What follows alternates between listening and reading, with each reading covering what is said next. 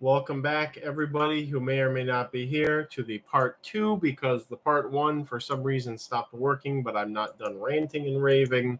So here we are. Now I gotta rename the other one to part 1. Let's see. Can I even do that? It's closed out. Let's see if I can set it to part 1. Okay, set the other one to part 1. Thank you, everybody who's come back. Here comes the finale. That's a good way to look at it. I just put it to part 1.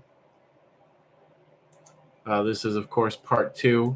Appreciate if you like this. It will probably help people to see it better also, who are looking for the part 2. So please do like the video. I know it's a lot to ask to click the button again, but you know. So anyways, that's this is kind of where we're at right now. There was one more topic on my little list, and we are back. Laura Taylor, Anthony Green, LC, everybody else who's funneling back in, welcome. I'm going to try to be less doom and gloom for this second half here. Howdy, part 2 again. Thank you, everybody, for funneling back in, fighting against entropy. It takes a human soul.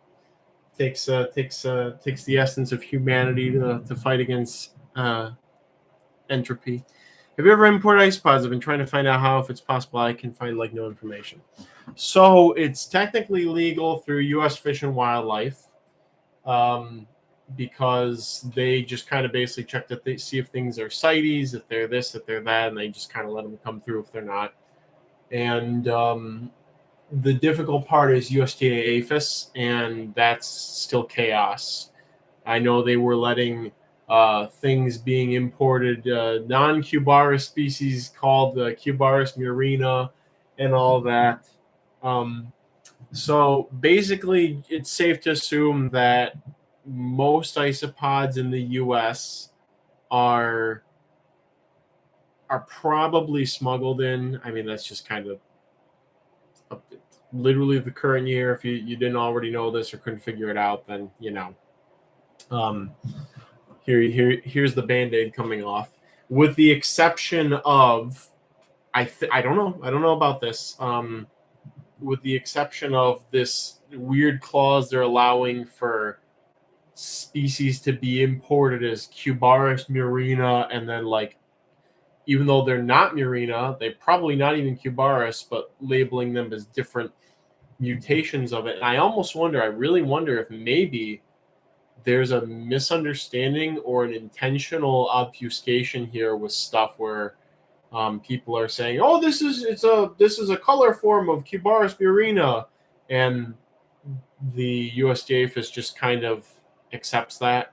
They don't know anybody who says, nobody's going to look at it and be like, "No, that's not Cubaris murina," other than Nate, or if they have anybody else working for them. But again, last I heard 6-ish months ago, whoever is at USDA APHIS now, the new person in charge, is not happy about the isopod situation.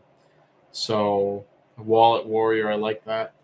So that's how I understand things currently, and I don't know what's going to happen. Again, there's stuff like, there's the 12 to 15 permitted species, etc. And now there's actually Levis, so those are definitely illegal to move. But those are, of course, everywhere. So I assume they don't want to deregulate something undescribed. That's a whole new can of words. But that's what they're doing. Again, they're either doing it out of ignorance or because somebody lied to them and said, "Oh, these aren't undescribed species. These are all mutations, color forms of Cubaris murina," or they've thrown up their hands and said, "Okay, well, we're just going to call them Cubaris murina for regulation's sake and let them just go, because they're probably not going to be a problem, but we still want to have some control over this." It's kind of like the whole pizza is a vegetable thing, perhaps. Didn't Canada just deregulate a lot of exotic animal imports? Saw something about that recently. JoJo's the one to talk to about this, and as per my last conversation with JoJo about this, Canada's ag stuff is actually, according to JoJo, starting to drop the hammer on the illegal things. Like they seem to be coming down pretty hard. Again, JoJo can correct or elucidate what's going on, but that's, as I understand it, the exotic isopods in particular in Canada are really getting hit with the ban hammer, as I have been told by JoJo. JoJo works very closely with the was it the Canada Food and Agricultural Association, whatever's on these permits for all the stuff that JoJo gets. So I trust JoJo's word on this sort of thing. Elsie says, "How big is your Paraplenia Americana colony from Bakersfield I sent you?" Good size. It wasn't quite as large as the Alabama colony that I dropped, but same enclosure style, doing just fine. Haven't really seen anything weird pop up in them. Who knows, might happen. Love how Canada is the one cracking down despite having even less invasive chance. I know that's very interesting. How it is. I wanna just bring up a couple of positive things while I'm here also. Damn says, look, I was looking into importing some species we don't have once I have money again one day. Again, there's something going on with this stuff where U.S. Fish and Wildlife says, oh yeah, bring it on in. And so you get a box that clears because U.S. Fish and Wildlife, everything was clear by them, but they're not USDA APHIS, which has jurisdiction over things like this.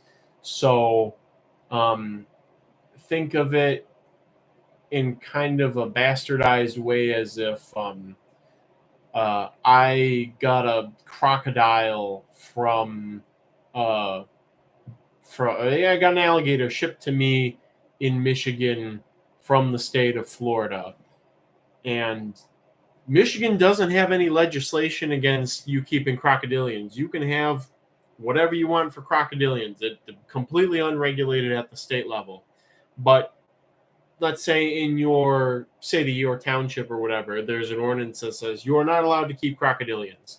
All right, well, it's, you brought it in legally, you brought it into the state of Michigan legally, but you are breaking the law, you're breaking your ordinances by possessing it, by owning it in your jurisdiction. So it's kind of like that, but again, it's different because it's like there's two different bodies involved here, two different government agencies involved here, and it's fine with one, but it's not fine with the other one. It's one of those. Again, you could get you could get something. I don't know. You could get trying to think a structure built or something, and it's fine with the state. They don't say, oh, you cannot have two houses on your. You can have two houses on your property. Whatever. This is not a state thing to regulate or whatever. But then again, your local ordinance or something says, actually, no. There's a better way to describe this, and that's with two different entities that deal with similar things but are completely unrelated to each other or have different jurisdiction. I'm trying to think of a good example of this. If anybody has a better one, let me know.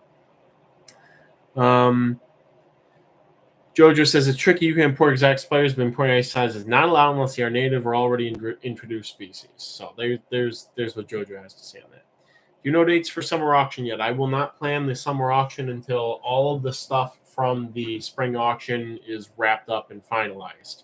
I'm hoping by June that we'll have things going, but there's so many moving parts right now, and it's very stressful. And I can't even think of doing another auction right now until the spring auction is wrapped up.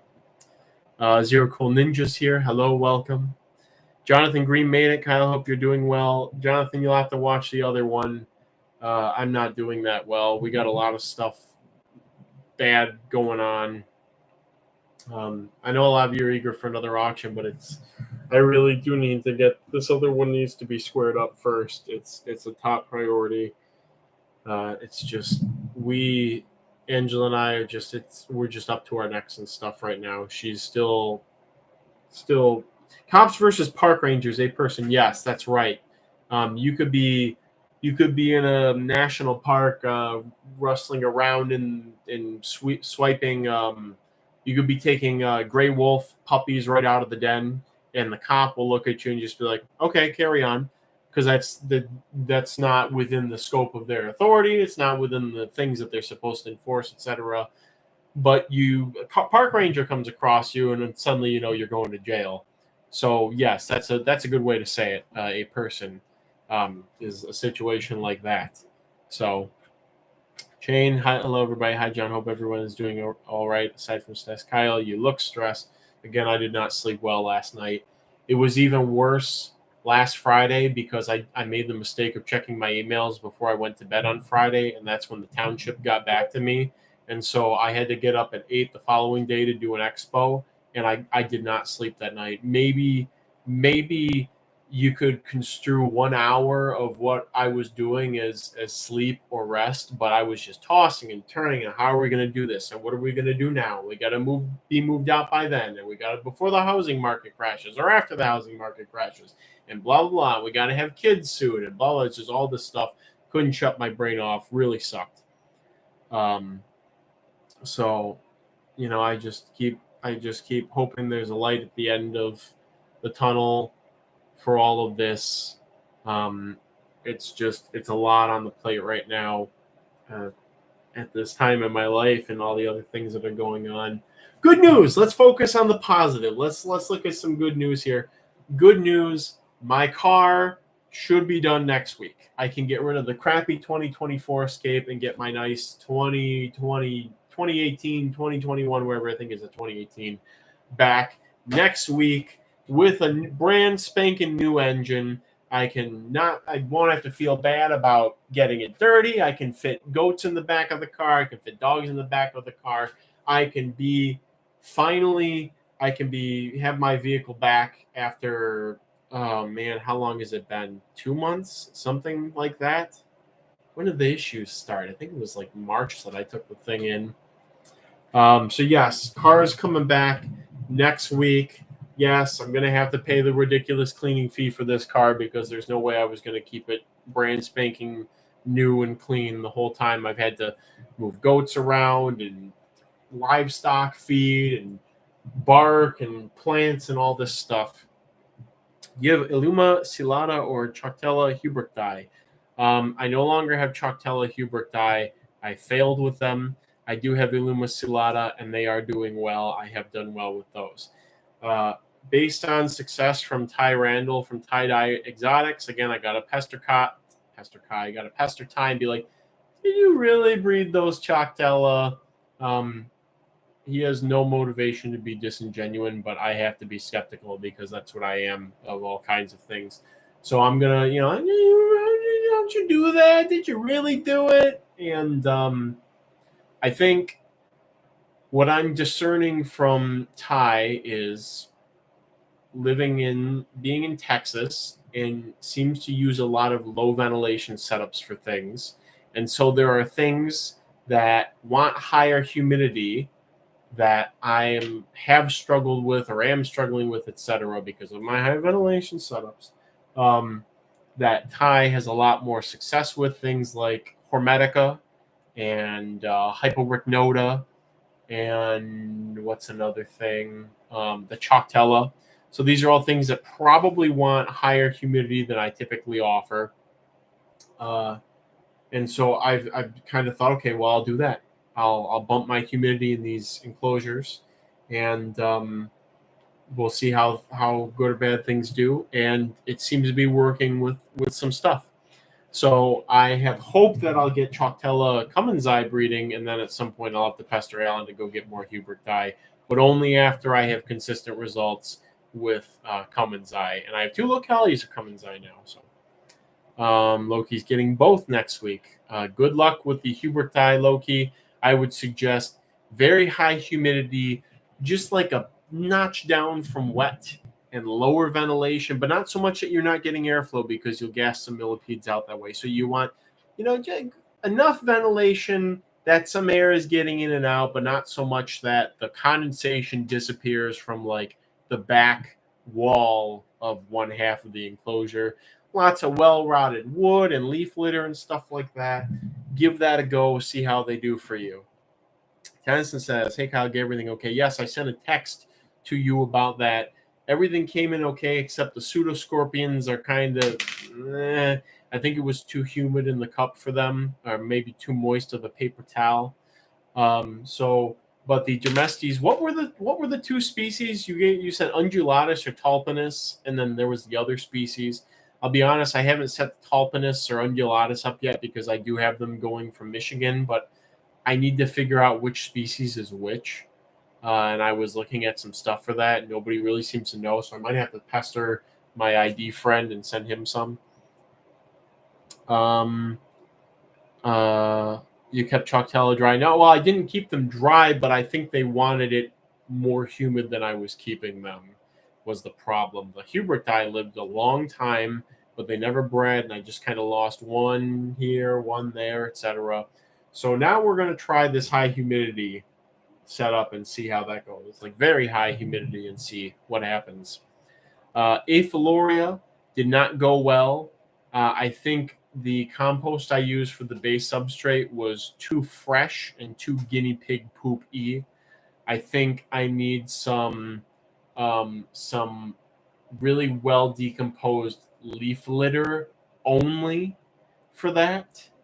I'll give them another try. I am trying the Sigmoria latior, which I bred. I bred Sigmoria latior, and I got them to maybe a molt or two from adulthood, and then I think I dried them out or didn't give them enough moisture. Even though they had restricted moisture enclosure, I think I did not give them enough of a spray or something or other, or the soil pH changed, blah, blah, blah. But all of those died. So Alan did send me more Sigmoria latior, and I'm giving those another go because they did do very well for me. I also received some of the purple or pink dragon, not the Desmosites planata, but there's that other like hot pink species that people were complaining about losing. Somebody at the Reptile Expo had them. They were feeding. They looked to be in good health. I was able to trade them for their group of 4. And so I've got those set up in a very high humidity enclosure. We're going to see what I can do with them. Alan says you saw the Choctaw habitat's pretty wet. Yes, that's why I'm thinking, maybe, they're next to a stream. You go further up away from the stream. They're not out. They're not really doing much. So we're trying to, we're giving them another go. We're going to see if we can figure it out. And then, you learn a lot from failure. I learned a lot of stuff from failure, and so we'll see. Tennyson says Phasiatus and Undulatus. Okay, so the Phasiatus I set up on a dead oven baked dead whole quail. So I think those guys are going to take off. And Tennyson, did you confirm Undulatus on the Dermestes? Both from Middle Canyon. If you could text me that information, that would be ideal. Undulatus is the yellowhead one. Everyone remember to like. Yes, thank you everybody for liking. Please like part 2. This stream is part 2. We got a lot of people here already for part 2, so thanks for joining us. Good luck on breeding them on slop. I hope it works again. They're not on like mud.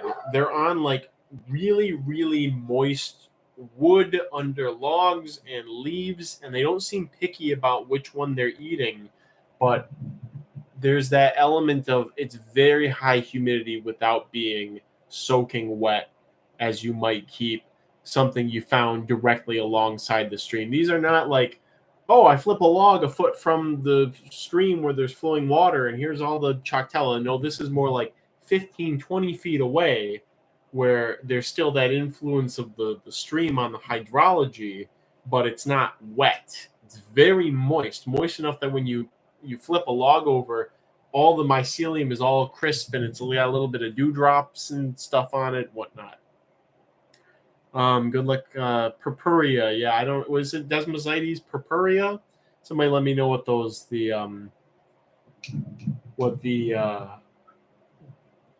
these larger pink dragon millipedes are. How many of the Euphoria beetles have you kept?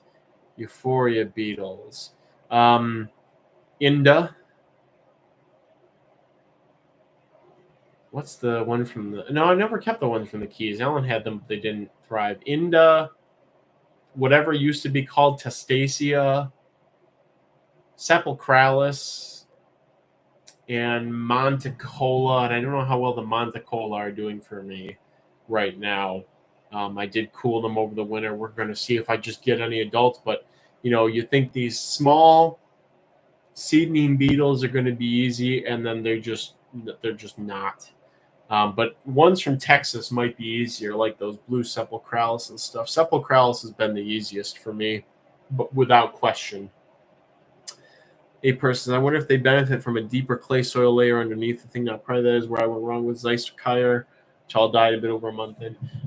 You know, I did have a clay layer on that enclosure that the Sigmoria latior did well in.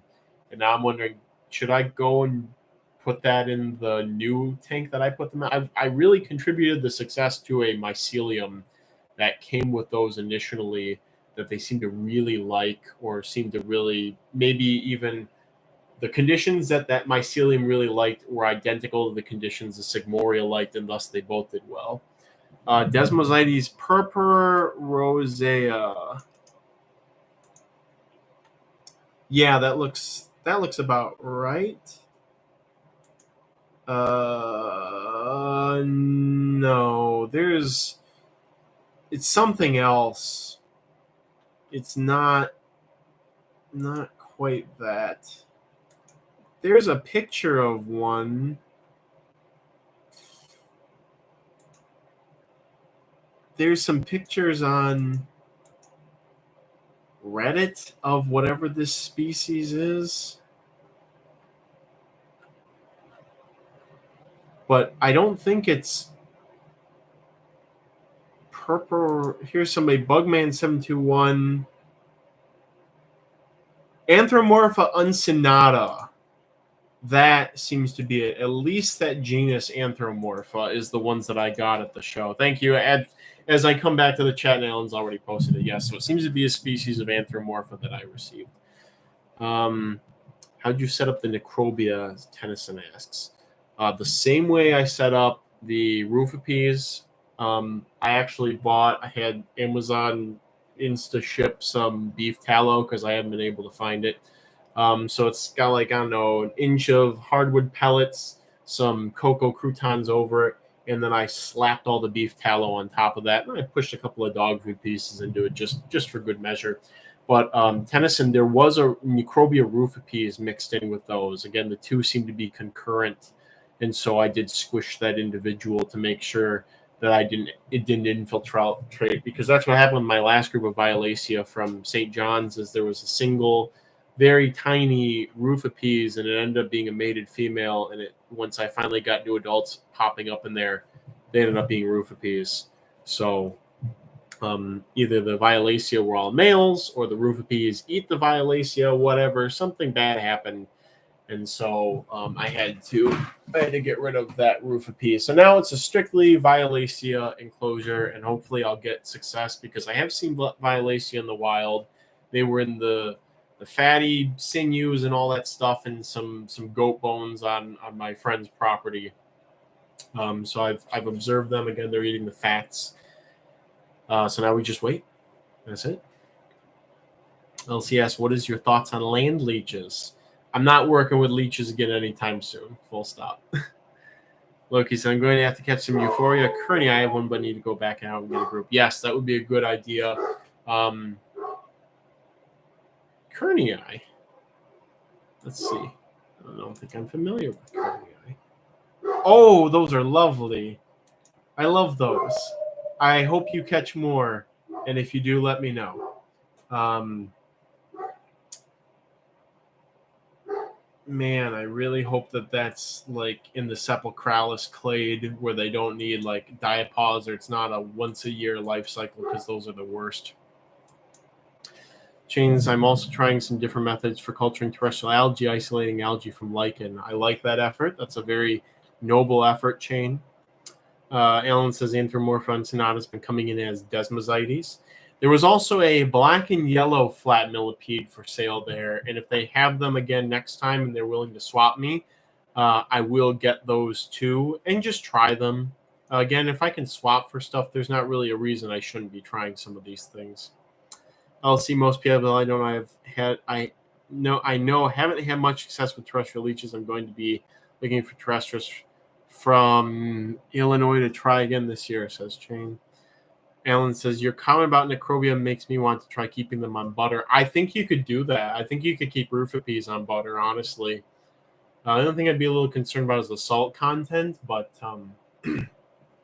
yeah, why not? The tallow just works so well. You would think that it would smell, but it's been rendered, so it's lower moisture, and it's just fat, and fat is surprisingly resistant to like decomposition without something facilitating it. There's my alarm for 8 that I need to go out and feed the baby goats. But let's wrap some things up. Any questions? Any questions from me? Any statements from anybody? A person says, Tylobolus, I give your friend had babies hatched, which tells me I'm also just really bad with millipedes. Yeah, other than Insigerus, Tylobolus don't really like me, or I've just not been doing the right thing with them. I don't know. And then meanwhile, I have a whole bin full of Desmosites now, and Orthomorpha subcartii has been doing well. So Alan says, weird California Tylobolus bred for me. That's good. I like that. I like hearing that. What is the best very short answer for I don't understand why I can't release captive things? They don't belong where you're trying to put them.